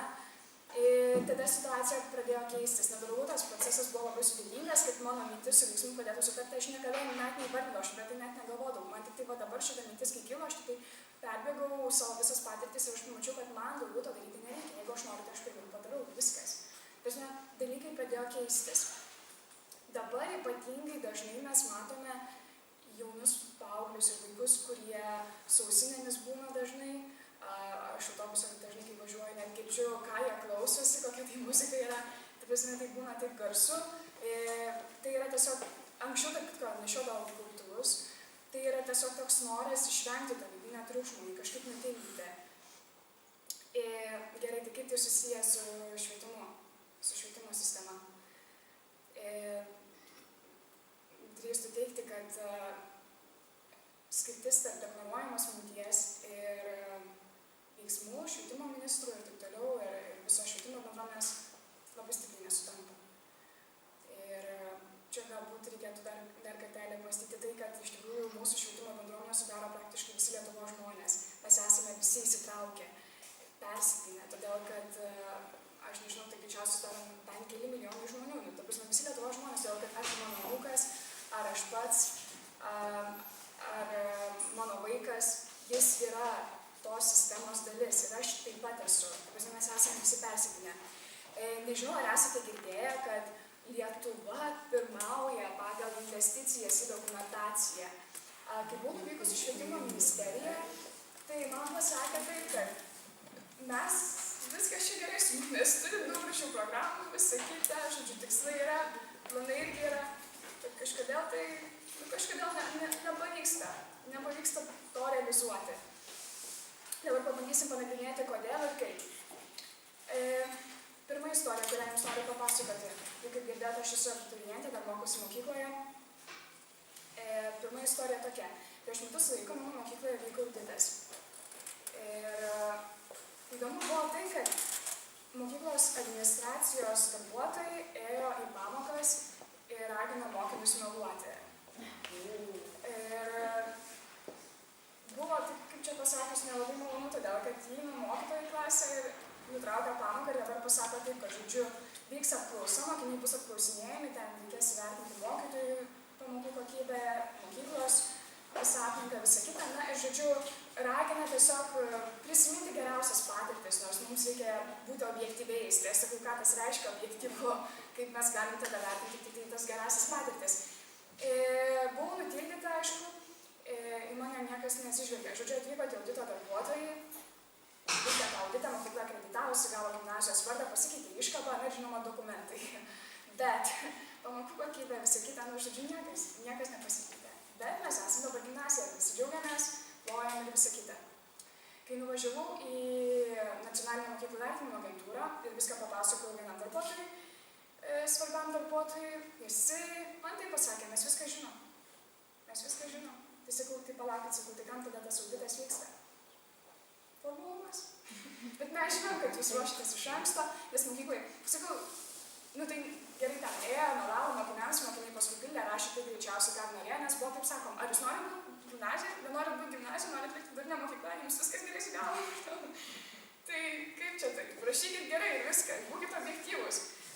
Paskui ten buvo pakabintos kortelės, ten, kada mokytojų konsultacijos. Žodžiu, buvo aplinka radikaliai pasikeitus. Išvyko auditoriai, tada iš karto, po truputėlį gal tas fasadas, mokiniai tada gali laisviau uniformą ir visą kitą.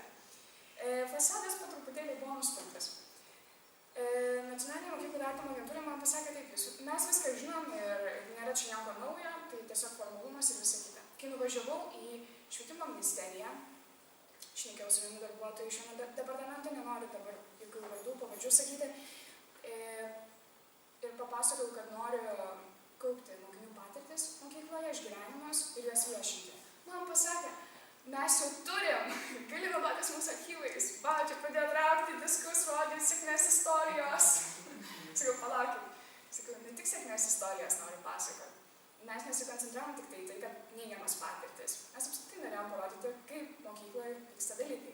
Mums pasakė, kad jau yra ir filmuoti, ir prirašyti, visi kitą matėm ir tos diskus davė, aš paskui persižiūrėjau namuose. Pasirodė tai nepakankama, tai pakankamai siaura. Kas paskui buvo? Tai gerai, dabar kas vyksta paskutinėje savaitėje, greičiausiai pastebėti viešai tai, kad daug žinių iš mūsų švietimo citadelės, taip vadinamosios tvirtovės pasirodė. Įvyko toks dalykas, kad norime prailginti, kaip žinome, mokslo metų trukmę. Paskui apmokamas bus vienas mokinio būrelis. Paskui mokyklų prevencinės mokyklos privalo vykdyti prevencinės programas prieš patyčias. Na, žodžiu, dabar toks gūsis į viešą erdvę, kad kažkas vyksta, kažkas dedasi. Kas tai yra? Aš tai vadinu darbo imitacija. Jie mėgsta papudruoti. Kas įvyksta? Jie pamato, kad nesutampa vis tik tai, kas yra deklaruojama, kas prirašyta tose popieriuose, planuose ir visa kita. Ir jie pamato, kad nesutampa veiksmai su mintim. Jie neklausia, ką mes darome, ne tai, kur yra mūsų klaidos. Jie pradeda sluoksniuoti, pudruoti, tuos klystkelius atstumti, vengiam daugiau patirčių, šnekam tik pozityviai apie gražias ir geras istorijas. Ir kas čia vyksta? Kai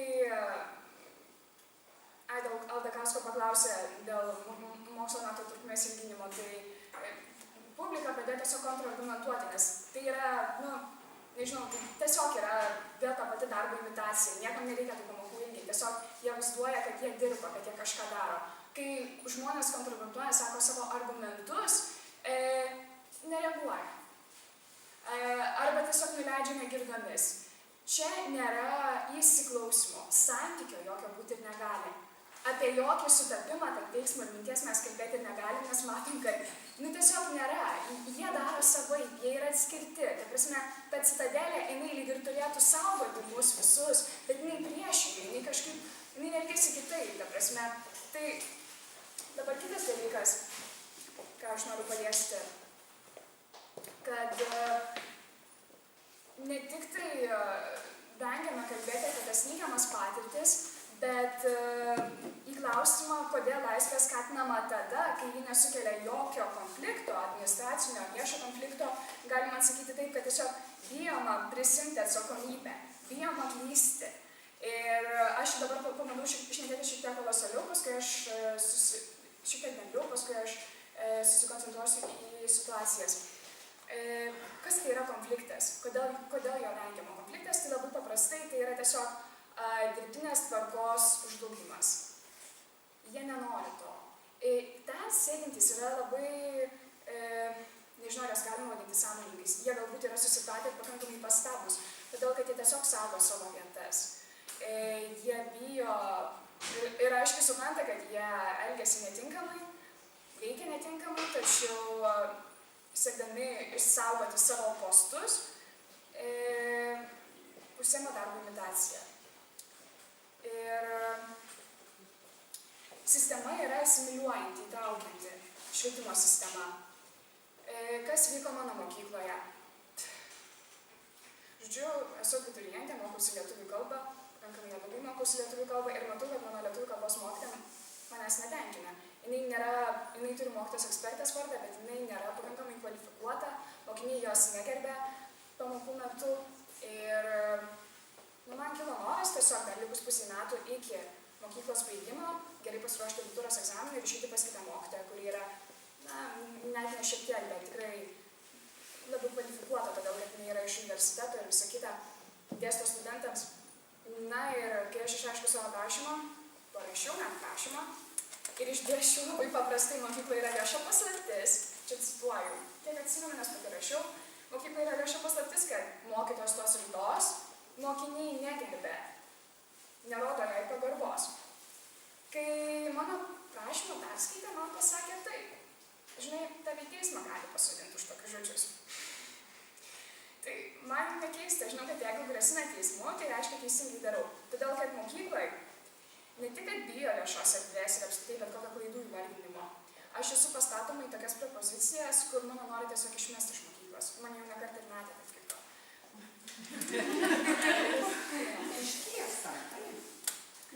Ir tai kaip baigėsi ta situacija, paskui mokyklos direktorius po kelių savaičių, kalbėdamas su mano mokytoju, pasakė, nežinau ką daryti. Kaip man tą mokytoją dabar, švelniai tariant, biškį atstumti į šalį nuo mokinių, nes mato, kad dalykai nevyksta. Labai prasti egzaminų abitūros rezultatai, mokiniai nepatenkinti. Tai prasme, pamokos, jos nėra kokybiškos, bet neva mokytoja ekspertė, jinai yra pensininkė, supulėjus, apglušus ir visa kita. Bet jinai yra mokytoja ekspertė ir jinai turi dėstyti. Na tai kas dabar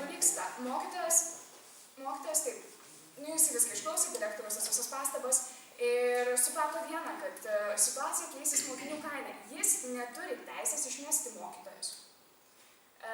Todėl, kad, na taip jau pas mus yra sudaryta sistema.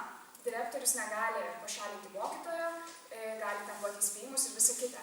Tai kas dabar bus? Jisai labai aiškiai pasakė, tai mokiniai, kai išreikš ten daug nepasitenkinimų, sakyta, tada aš bandysiu per tėvus ten kažką tą mokytą pašalinti. Nežinau, greičiausiai man dabar bus nekaip, nes čia matau filmuo, ta prasme, kad taip aš paskys viešai erdvėj. Bet aš tai džiaugiuosi, kad mano tokia mintis yra, kad, ta prasme, bijo labai viešumos iš esmės. Pasame mokykloje ypatingai. Ir va taip yra kažkokie tai pasišnekėjimai, dar kažkas tokio privataus, bet niekas neina ir nekalba viešai. Nes bijo prisimti atsakomybę, bijo pasakyti, kad taip mes suklydom. Nu tai va mokykloje, pavyzdžiui, direktorius ten pamatom, kad taip yra paskui ten švietimo ministras visą kitą, tai dėliojasi, nes sakau, sistema yra milžiniška.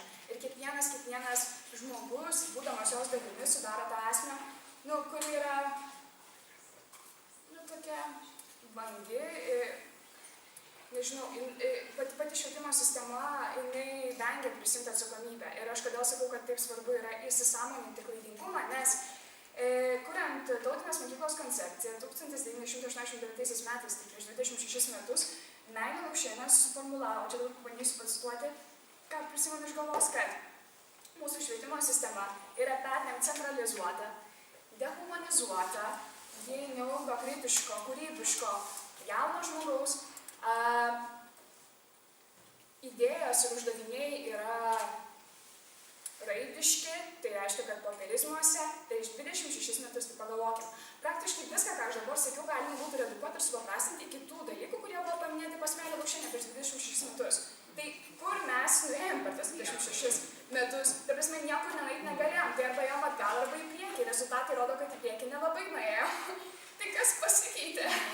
Ta prasme, nu tikrai, tai man bet įdomiausia yra tai, kad aš, pavyzdžiui, įsijungiu švietimo ministerijos puslapį, ar ne, prisijungiu, ten pradedu skaityti kažkokius jų pranešimus, tai aš matau, kad iš karto taip yra įvardinta, tarkim, skaičiai, ten tiek ir tiek patyčių ir iš karto prevencija. Ta prasme, blogai, nu bet va, prevencija yra, jinai padės. Ta prasme, iš karto teisinamasi, atsimušinėjama, visa kita. Nėra iki galo apmąstymo, tai kas yra tas švietimas, kaip turėtų vis tik tai būti mokyklose viskas. Apie dresūrą šiek tiek.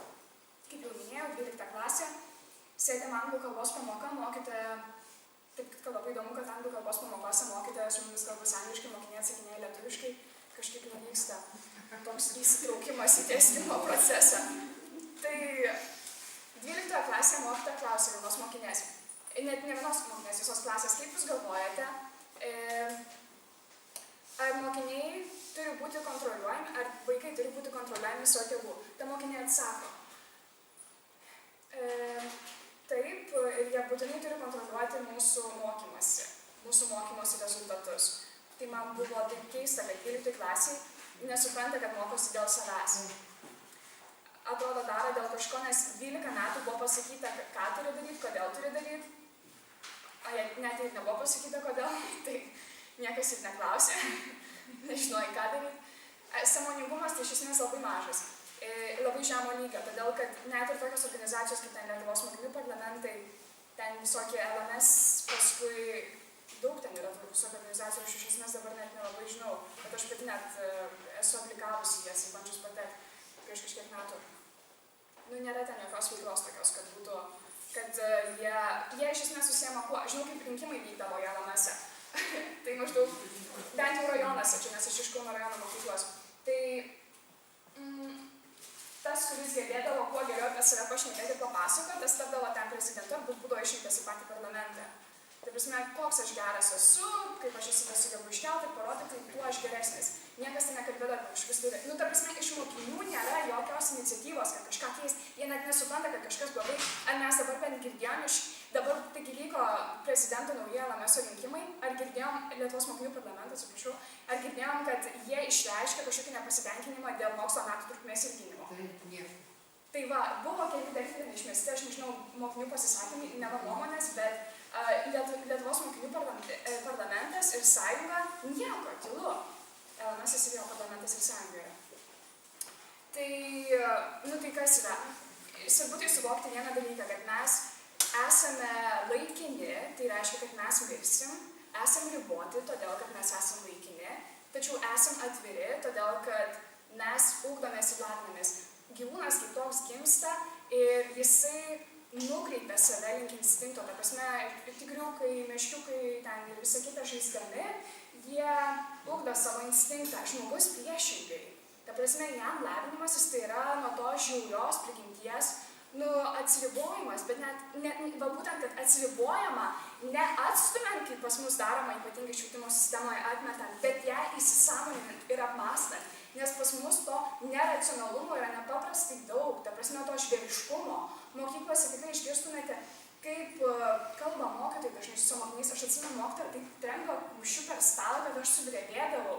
Ta prasme, yra taip, kad tikrai mokykloje, tarkim, jeigu tu gebi jausti savo kūną, tai tik įėjus, tu pajauti, kad jisai įsitempia. Ta prasme, baisu tiesiog būti yra. Ir pavyzdžiui, man tai buvo šiek tiek keista, kai aš iš mokyklos perėjau, kai aš pradėjau vaikščioti į paskaitas. Aš neperėjau, nes aš dar mokykloje. Pradėjau vaikščioti į paskaitas ir aš pamačiau, kad ten visai kitaip. Dėstytojai mane žiūri kaip žmogų tiesiog, o ten aš esu kažkokia šiukšlė. Ir labai įdomu, pavyzdžiui, kai pasakiau savo anglų kalbos mokytojai, nes man įrašė rekomendaciją, kad aš įstojau į universitetą, į Čikagos universitetą ir kad pirmus metus praleisiu Romoj. Tai jinai pasakė, dar kad stipendiją gavau, visą kitą, tai jinai pasakė, tai čia didžiausiai visi taip gali. Tai nebuvo jokio tokio pasidžiaugimo dar kažką, tiesiog aš esu viena iš visų. Ir mes, pavyzdžiui, deklamuojam, tarp kitko šiandien dabar irgi girdėjau jūsų pristatymą, kad turi būti taip, turi būti taip. Tai turi būti taip, bet taip nėra. Turi būti atsižvelgiama į vaiką, ta prasme, jo gebėjimus. Ar kažkas, pavyzdžiui, ar esate girdėję, nes šiaip greičiausiai daug mokytojų yra, kad būtų mokinys perkeltas dėl to, kad jisai, pavyzdžiui, yra protingesnis, arba dėl to, kad jis yra naujulesnis žinioms, iš vienos klasės į kitą, pavyzdžiui, kad būtų peršokęs. Taip yra pagalvosius mokykloje. Tai labai puikus sveikintina. Pas mane taip niekada nebuvo ir nebus greičiausiai. Kodėl svarbi viešuma? Tai žmogaus esmė, kaip ir yra tapti racionaliu sąmoningu. Tada jis gali būti savo paties valdovu. Mes nesiekiam ugdyti, taip neva siekiam, bet vėl čia skirtis tarp to, kaip yra popieriuose surašyta, tarp to, kaip yra iš tikrųjų. Neugdomas sąmoningas vaikas, neugdomas savo paties valdovas.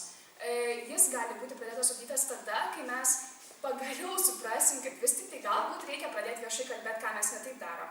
Tai prasme, nepradėti kur naujas programas įsakyti, ką mes, nes šiandien irgi kiek girdėjau, tai o reikia taip, o kodėl nepašnekam apie tai, ką darom, bet darom ne taip. Šiek tiek girdėjau, bet, tikrai labai labai nedaug. Mes visą laiką vėl sluoksniuojam, vėl pudruojam ir visa kita.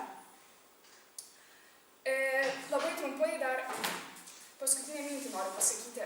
Tai čia dabar pabandysiu pateikti tokį paprastą pavyzdį apie fizikinį pavyzdį, cheminį pavyzdį. Yra vanduo, ar ne? Yra dvi molekulės, vandenilis ir deguonis.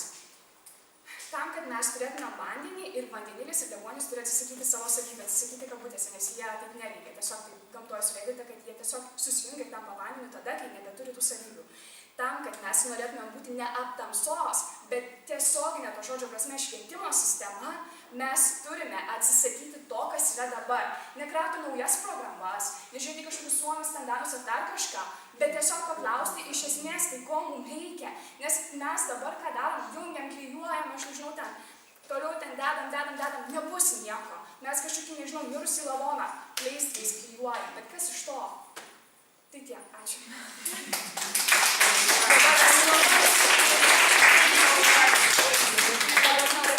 Jūsų klausimams esu atvira, galite klausti, ko tu nori. Jūs stebėjome, kad jūs išvažiuojate į Čikagą. Tikrai tokį protą Darėme į Čikagą.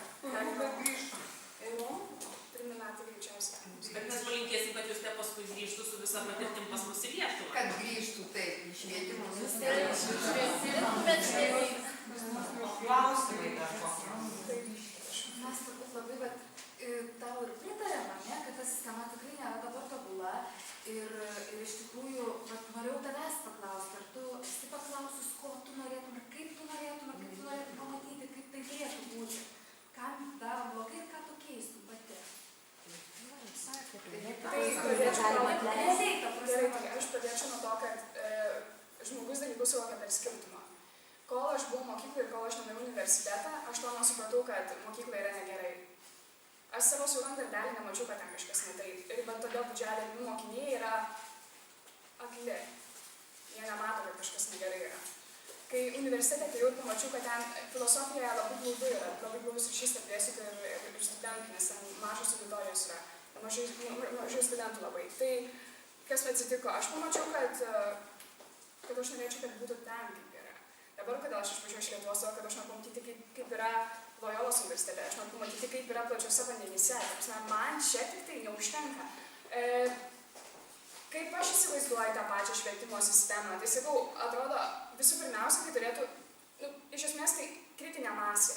Dabar tai Maidanas, todėl kad kitaip nebus. Estai paima nukėlė iš viršaus. Ta prasme, pas juos valdžia padarė, pas mus nepadaro. Jie sėdė apsikabinę to savo, nežinau, ten, tas citadelės ir nevaginasi nuo kažko, bet, ta prasme, saugo tik tai savo vietas. Ir tai greičiausiai pas mūsų po truputėlį bunda, bet pasakau, tie gaisrai gesinami yra, pačių švietimiečių kabutėse. Ir kritinė masė, jinai turėtų, aš nenoriu būti pranašu, jinai greitų laikų turėtų pasirodyti, bet kuriuo atveju. Todėl, kad mes esam per daug globalūs ir atviri pasauliui tam, kad nematytume, kad čia kažkas netaip yra. Tai va, bet šiaip tai jo, turi ir mokiniai, ir mokytojai, ir tėvai po truputėlį busti, bet čia yra daug labai tokių mentaliteto dalykų ir todėl labai sunku, žinoma, turi atsirasti vedliai, kurie eina į priekį. Bet iš viršaus tai aš labai abejoju, kad ten kažkas bus. Toliau bus lipdoma, tas miręs lavonas bus gydomas, bandomas atgyvinti, bet nieko. Gerai, kiti klausimai. Mokyklos atstovai paklausim, pastebiu tokį reiškinį. Realybė, kaip sakyti, tą objektyvų požiūrį. Tai, tarkim, aš ir pati darau, ten tą mokytojai daro, tikrai vyksta tos veiklos. Tada paklausia mokinių, vaikai ar vyko, ar vyksta, ne, niekas nevyksta. Reiškis Kaip čia taip atsitinka? O ką jūs tada darot, kai mūsų pasako, kad čia nevyksta? Bet kas ten yra, kokie renginiai, ar... Bet ką jūs tada darote, kai mūsų pasako? Kažkaip tai diskutuojama, kas buvo, ar tas buvo, ar tas... Matote, jūs sakote, pasižiūrėkit, o mes darėm tą ir tą, bet nepaklausite, kodėl jūs vaikai neatsimenat? Gal mes tai, ką darom, jums nėra priimtina? Arba, ta prasme, tai, kad įsitina, tai reiškia, jiems tiesiog nėra įdomu ir viskas. Ta prasme, daroma, bet iš esmės tik daroma neaišku dėl ko. Vėl tas pats toksai nesusipratimas. Bet programos, kas tos programos? Geras mokytojas ir be programų sugeba dirbti. Kaip ir gera mokykla sugeba funkcionuoti ir be tų popierizmų įvairiausių. Ta prasme, šitoje vietoje tai ne vėl pilti ir sakyti, va, žiūrėkit, nes mums tą patį sakė, ta prasme, kai audito metu ten vyko, liepia meluoti. Va, prisiminkit gerus pavyzdžius, yra mokytojai, kurie ten taip ir taip daro, neprisiminkit tų blogų mokytojų. Tai čia irgi labai panaši situacija. Todėl, kad reikia paklausti iš esmės, tai ką jūs norite daryti, kad jūs atsimintumėt. Ta prasme, žmogus taip jau yra, kad jis įstumia tas blogas patirtis. Mūsų atsiminimus apskritai labai pakeičia vidus. Jis juos perprogramuoja ir padaro tai, kaip jam priimtiniau yra. Jis juos perprogramuoja į tą pozityvėją pusę. Todėl žmogus atsimena tik gerasias patirtis, dažniausiai jis nelinkęs prisiminti tų neigiamų išgyvenimų. Šitoj vietoj tai natūralu, kad jiems didelio pasitenkinimo jausmo nekėlė tie renginiai, kurie buvo jūsų mokykloje, jeigu jie jų neatsimena. Tai galbūt reikėtų tiesiog pasidomėti, ką jie norėtų daryti, kad jiems būtų smagu. Ir galbūt net jų iniciatyvą tai organizuoti, padėti jiems patiems kurti, nedaryti už juos. Nes dažniausiai aš pati ir priklausiau mokyklos taryboje ir mokinių ir buvau prezidentė išrinkta mokyklos, paskui atsistatydinau. Dažniausiai tai kaip mokyklose veikia, kad yra ten ta pavaduotoja, kuri ten daro kažką, jinai ten pasako, tu rašysi scenarijų, tu ten, nežinau, būsi ten burundukų, tu ten dar kažkas yra spektaklis. Tai sustoja jie, bet kažkaip nėra pasitenkinimo paskui ten. Paskui vat įsistumia kažkodėl, pasimiršta. Gal dar klausimai? Iš tiesų, aš suprantu, kad mūsų gal ir yra dar, bet labai mes esame sutilpti į laiko reglamentą turėtume. Tai aš labai dėkoju Jūs už tavo drąsų pranešimą, atskleidžiant iš tiesų tiesą, kas vyksta mokykloje iš mokinio pozicijos. Ir taip yra sakoma, kad mūsų dabartinė švietimo sistema tai yra prijungta prie gyvybės palaikymo aparatų. Tai labai panašiai, ką ir pati įvardinai, kad reanimuojamės jie. O tai pranešimas ne 40 minučių sakome? Mes anksčiau pradėjome, pagal laiką žiūrėjom. O tai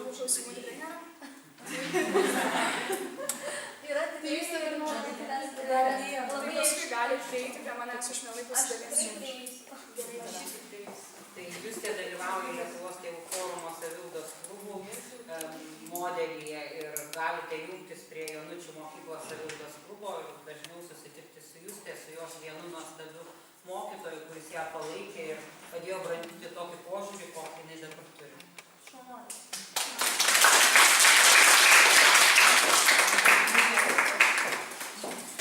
O dabar norėčiau labai pakviesti Mindaugą Vidugirį, tai profesionalus lektorius, karjeros ir asmeninio tobulėjimo konsultantas, teikęs paskaitas ir vedęs užsiėmimus dviejose šimtos Lietuvos ir užsienio mokymo įstaigų, Vatansų patyriminių darnios asmenybės ugdymo stovyklų vadovas, organizacijos kultūros konsultantas ir jos sritis tai gerai.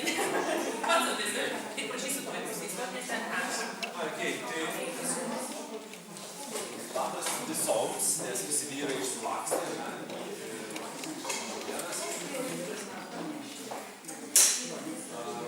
Aš gal būsiu kitoks, visada. Tai reikės jums dabar lapo, popieriaus ir ant ko ir ko rašyti, gerai? Nu, turėkit, bet daug reikės kažkaip čia. Tai reikės susirašyti.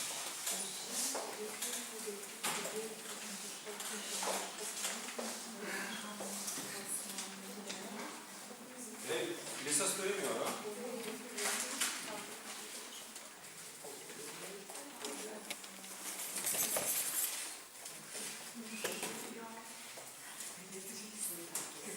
Gerai, tai labai trumpam taip užsimerkiam. Dabar tai koją nuo kojas nukelkite, jeigu koją nuo kojas. Nukelkite, užsimerkiam trumpam. Trumpam užsimerkiam. Per nosim įkvepiam, užsimerkiam, per nosim įkvepiam. Įkvepiam ir iškvepiam. Kokius 3 kartus tai giliai įkvepiam. Ir iškvepiam.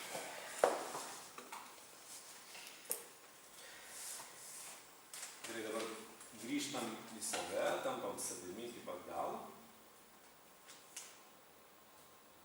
Ir turim keletą klausimų.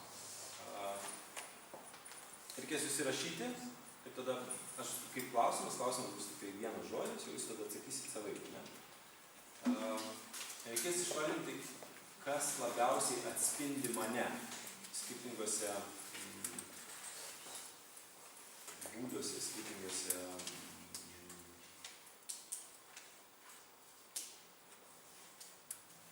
kategorijose. Kaip čia dar gražiai pasakyti? Situacijų. Nu, okei, pamatysim.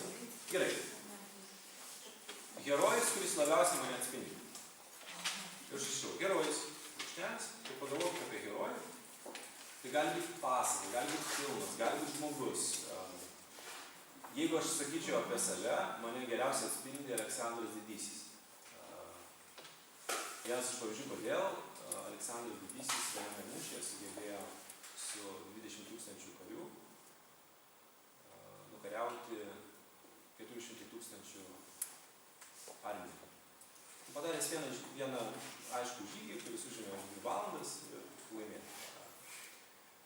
Tai va, pagalvokite apie herojų, kuris jūs labiausiai atspindi. Ir užsirašykite. Herojus. Toks. Gerai? Gerai, sekantis yra besirūpinantis arba rūpestingasis arba rūpintojėlis. Pavadinkit kaip nori, kas labiausiai jūs atspindi. Arba kas geriausiai ir maloniausiai jums skamba iš tų žmonių, arba iš tų herojų, arba iš tų esybių, kurios šiame pasaulyje yra, ką jūs skaitėt, matėt. Duosiu pavyzdį, kad tai gali būti, pavyzdžiui, motina Teresė. Bet pagalvokit, ar tai turi sąsajų su manimi, ar tai yra tas vardas, kurį aš girdėjau. Gerai, tai jau 2 turi. Ieškokit, tikrai turit. Gerai, sekantis yra kūrėjas. Aš kaip kūrėjas. Kas mane kaip kūrėją atspindi labiausiai?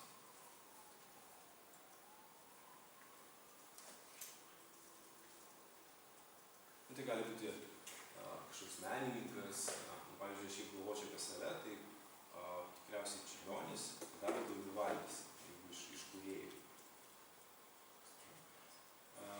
Sekantis yra atradėjas. Aš kaip atradėjas.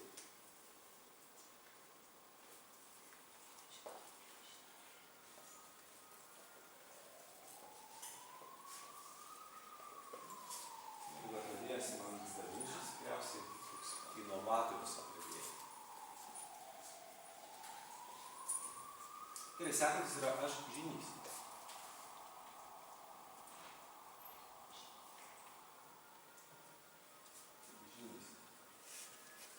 Pagalvokite apie žynį. Kas labiausiai jūs kaip žynį kalbėtų? Tai irgi gali būti iš filmo, iš animacinio filmuko, iš knygos, iš to, ką jūs geriausiai atsimenate ir kas iš tikrųjų šaukė su manimi labiausiai. Man, pavyzdžiui, jeigu žynys, tai būtų Seneka, jeigu iš tolimesnių, tai Buda. Taip, dabar sekantis yra magas. Aš magas arba burtininkas. Pavyzdžiui, kas nors iš žiedų valdovų, Gandalfas, ar alchemikas. Kažkokį būdą, bet tai, kas labiausiai mane atspindi. Ir paskutinis yra revoliucionierius. Aš revoliucionierius. Man, pavyzdžiui, revoliucionierius, tai pirmiausias būtų Zoro. Su daug sarkazmo. Daug juoko. Užrašėt? Tai gerai. Tai super. Tai dabar šitą reikės turėti su savimi kol kas. Ir dabar jūsų darbas yra susėsti po keturias. Ne? Tam turi 30 sekundžių. Ir būtų gerai, kad susėstumėt ne su tai žmonėms, su kuriais atėjot. Tai reiškia, atsisukat, surandu žmogų arba žmonės, su kuriais nebendravau ir matau pirmą kartą. Arba matau nebūtinai pirmą kartą, bet nesubendravau. Tai reiškia, po keturias. Būtinai pasiimkit savo užrašus, nes jų reikės.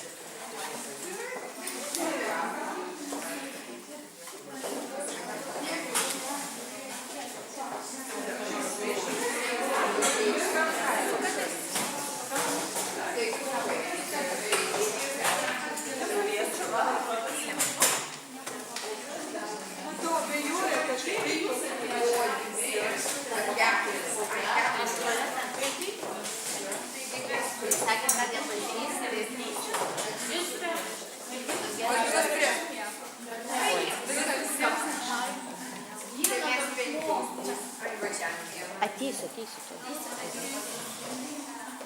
Tai kas ateina pro